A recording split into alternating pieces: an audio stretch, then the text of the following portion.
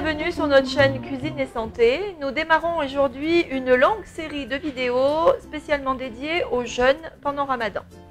Et j'ai avec moi Fatiha. Bonjour Fatiha. Bonjour Patricia. Qui va faire toute cette série de vidéos avec nous, parce que Fatiha cuisine très très bien. Donc on va faire avec elle plein de recettes et elle va aussi traduire en arabe ce qu'on se raconte, puisque pour que tout le monde puisse en profiter.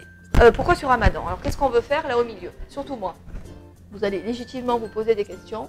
On ne va pas du tout s'occuper de tout ce qui est religion, spiritualité, mais uniquement, moi ma spécialité c'est l'alimentation, donc uniquement ce qui est alimentation santé pour accompagner un jeûne et faire en sorte que les bénéfices du jeûne soient atteints au maximum, tout en restant dans tout ce qui est coutume, plats traditionnels, etc.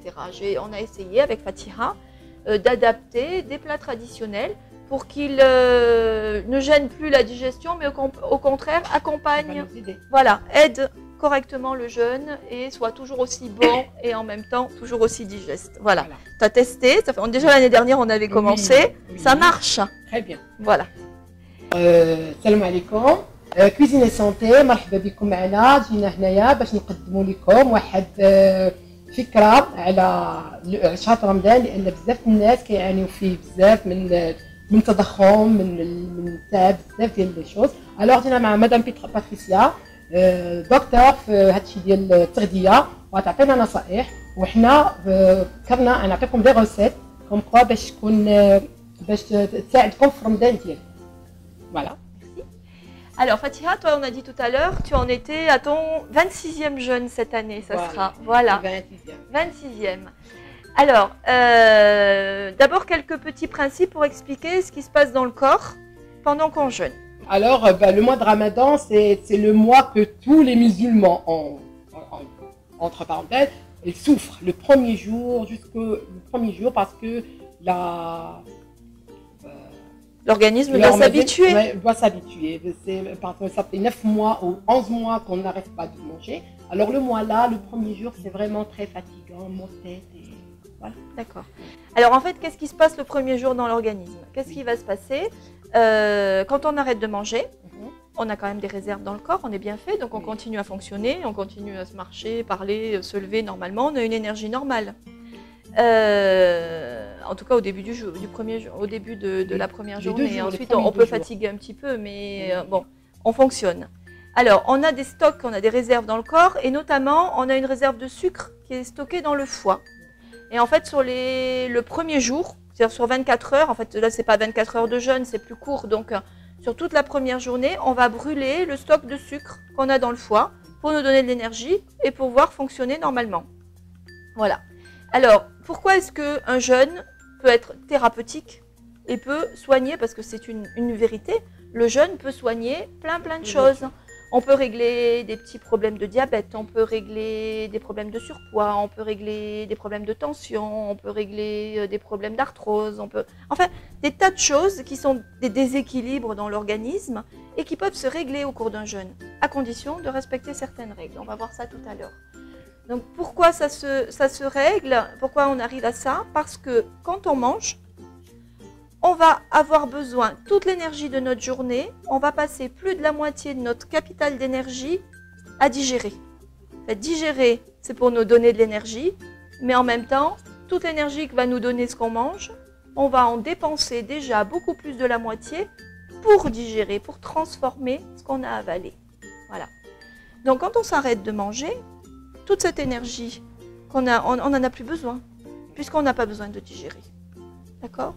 Et le corps va se concentrer sur tout ce qui va brûler, qui va récupérer dans le foie, tout le sucre qu'il va récupérer, l'énergie qu'il va fabriquer.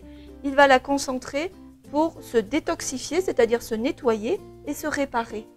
Alors que dans la vie de tous les jours, qu'est-ce qui se passe? On va passer une grosse partie de notre énergie à digérer, une autre partie importante à alimenter le cerveau et à le faire travailler, et Dieu sait qu'on pense beaucoup dans la journée.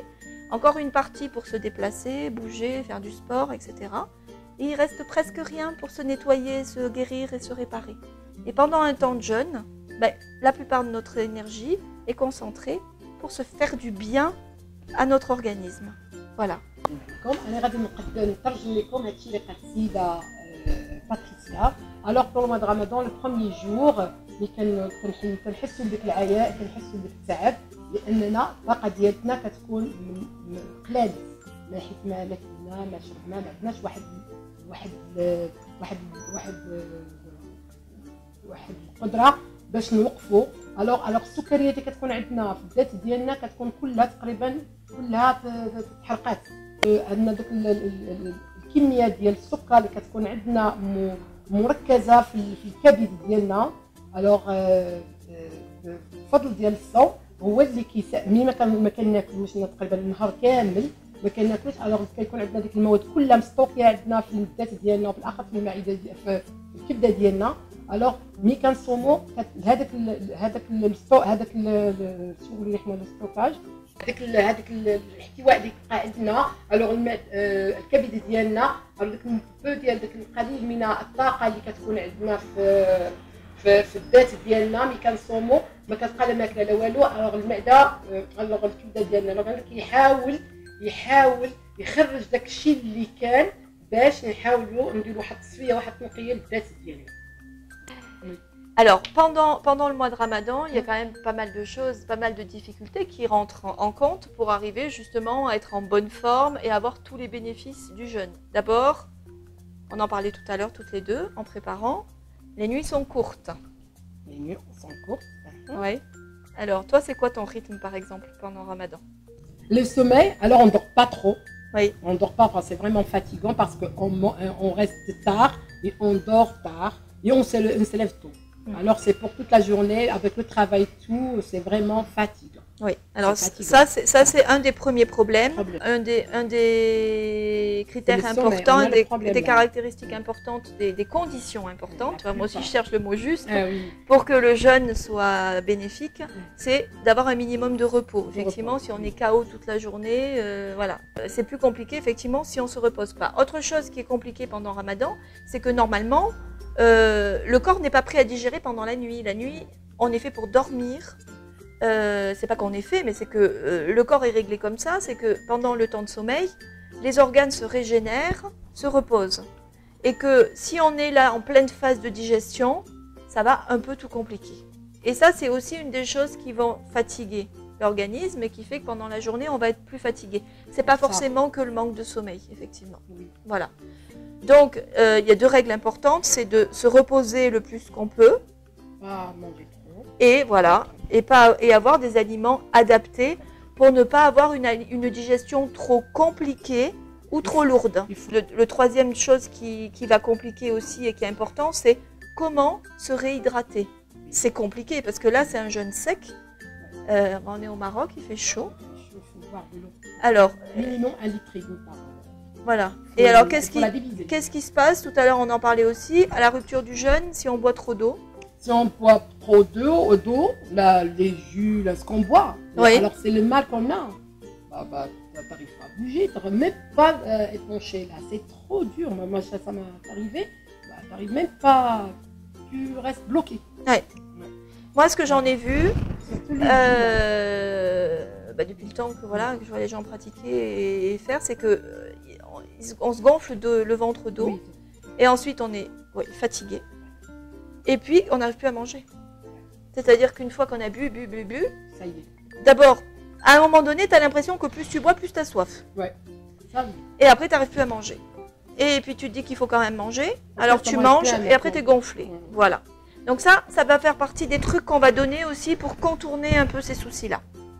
دابا غادي نهضروا لكم على ملي كنبغيو الخطا الكبير اللي كيديروا مجموعه من الناس ملي كيصوموا، ان اون فوا كيأذن الاذان ديالنا كنحطوا الماكله من بارتو، تناكلوا بزاف، تناكلوا دي شو بعض الاشياء اللي ما يمكنش نقدر ناكلوها بحال المقليات بحال السكريات بزاف كناكلوهم، لان من بعد كنحسوا براسنا بحنا متعبين ما كنقدروش نتحركوا، لان كنعرفوا اننا ملي كنمشيو نعسوا كنبغيو لان ملي غنمشيو نعسوا ما كنتحركوش بزاف، دابا كلشي كيبقى مستوكي لك تماكي، ما كتحرق حتى حاجه وانا مع السيده باتريسيا جينا اليوم باش غنقدموا لكم بعض الوصفات اللي غادي تساعدكم واخا تاكلوا ما يكونش نهار مضر للصحه ديالكم وما غاديش يقلق حتى الراحه ديال الجسد ديالكم.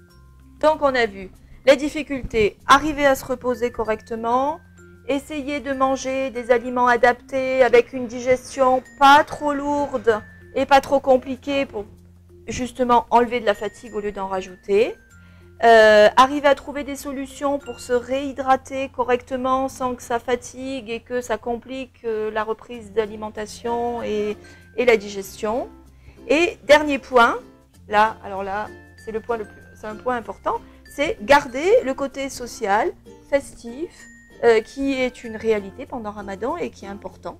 C'est-à-dire que notre ambition à toutes les deux pendant cette série de vidéos, c'est de vous donner des petits trucs pour qu'on puisse trouver un rythme agréable les 3/4 du temps pendant Ramadan, avec des recettes traditionnelles qui contiennent des petits trucs pour qu'elles soient plus faciles à digérer, et en même temps pouvoir conserver des jours où on fait des excès, où on invite, et puis là, comme on fait n'importe quand dans l'année, parce qu'on a un mariage, parce qu'on a un événement, on mange plus, on mange des choses interdites, mais après on reprend un rythme un peu plus sage, pour continuer à se sentir en forme, parce que je vous promets, et ça je pense qu'il y a plein de gens qui l'ont déjà expérimenté, pendant un mois de jeûne, on doit normalement, on peut et on doit se sentir en super forme. Est-ce que ça t'est déjà arrivé pendant le mois de Ramadan de te sentir vraiment dans une bonne forme, avec une vraie vitalité?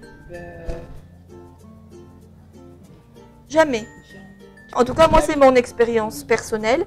J'ai fait, alors pour vous donner une petite idée de ce que je suis capable de faire, parce qu'on peut ne pas me croire, j'ai fait les 2 plus longs jeûnes que j'ai fait un jeûne de 42 jours à peu près, et cette année, j'en ai fait un de 50 jours. Moi, mon bon rythme de ce genre de jeûne, c'est le même processus que Ramadan, mais avec des durées différentes. Moi, je fais 40 heures de jeûne sec, c'est-à-dire que comme pendant votre journée, la journée de Ramadan, sans boire, sans manger, rien. Et ensuite, je reprends 2 repas à peu près pendant 6-7 heures, on va dire.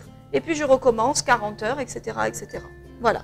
L'année dernière, j'ai fait ça pendant 42 jours, sachant que les 3 derniers jours, j'ai fait 3 jours complets secs. C'est-à-dire 3 jours entiers, sans boire, sans manger. Voilà. Et à chaque fois, alors effectivement, au début, on a des périodes où le corps nettoie un peu plus, on peut avoir des périodes où on est un peu fatigué. Mais c'est toujours bon signe, ça veut dire qu'il nettoie. Et des périodes où on peut avoir un peu mal à la tête, où on va avoir un peu la nausée, parce que le corps se nettoie. Et ensuite, quand on a passé ce cap-là, on est dans une forme exceptionnelle.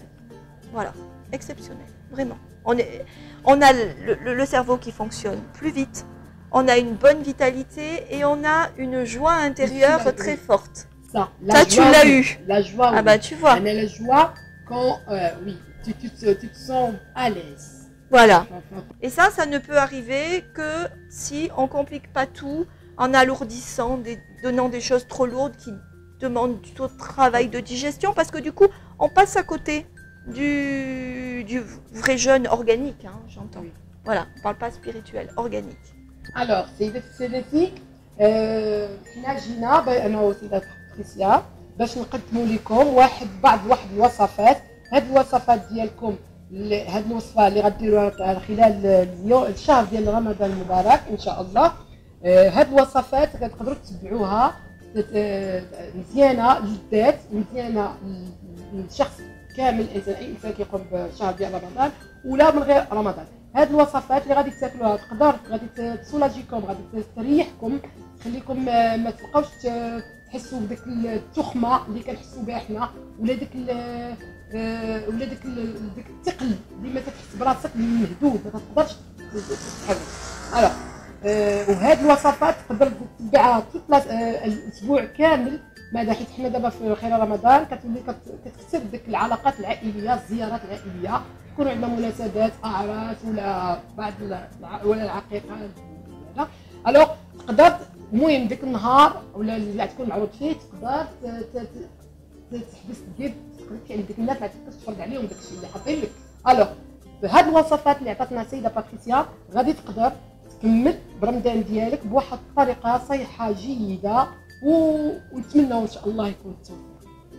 Voilà, j'espère qu'on vous a convaincu. En tout cas, les vidéos qui vont suivre, ça ne va être que de la cuisine.